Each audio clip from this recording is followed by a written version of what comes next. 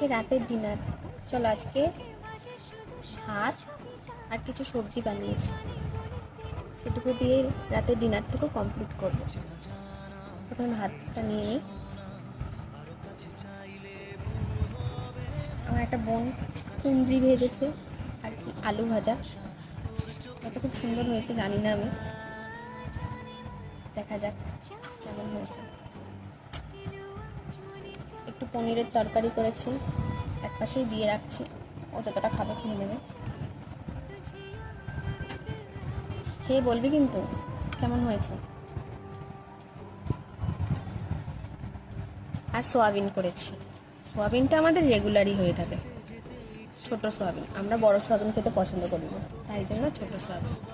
একটু ঝোল ঝোল রেখেছি, সব শুকনো শুকনো,